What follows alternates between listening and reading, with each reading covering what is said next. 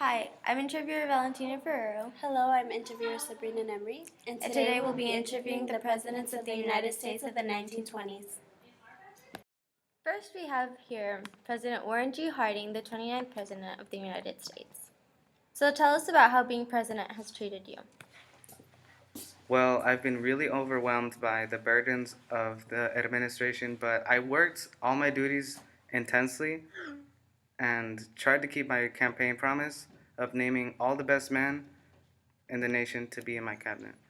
So we heard about your interaction with Herbert Hoover. What was that about? Well, I had to transform the Department of Commerce to an efficient and effective support agency for the U.S. business at home and abroad.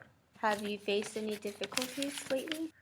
I have actually. Recently, I've surrounded myself with a lot of dishonest people, and they were charged for defrauding the government, and it was actually my fault for being involved. Okay, well, moving on from domestic affairs, tell us about the Secretary of State, Charles Evan Hughes. Well, he helps a lot, so I could have a free hand in foreign affairs. Can you tell us about how he helps?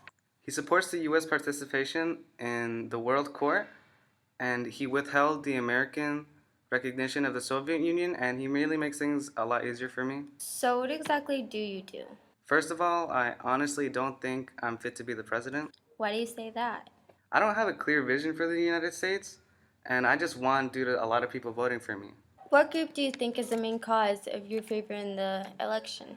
I heard that women chose me because I'm charming or something. Oh, wait, women voting? Women were able to vote since the 1920s because of several movements that happened. That finally let women be able to vote. So overall, how do you think the U.S. is doing? I don't think I do that much because it's actually based on the people, and that's what America's all about.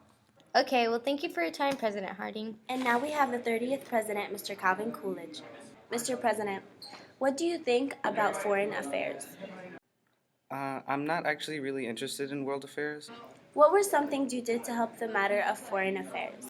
To handle international issues, I looked to the Treasury Secretary, Andrew Milton, Commerce Secretary Herbert Hoover, and his Secretaries of State. I myself believe in expanding America's commercial interactions with other nations. I actually don't have that much experience in foreign affairs, and I came into the presidency with not that much preparation to handle it. The foreign policy, I actually came with the less experience compared to all my other predecessors.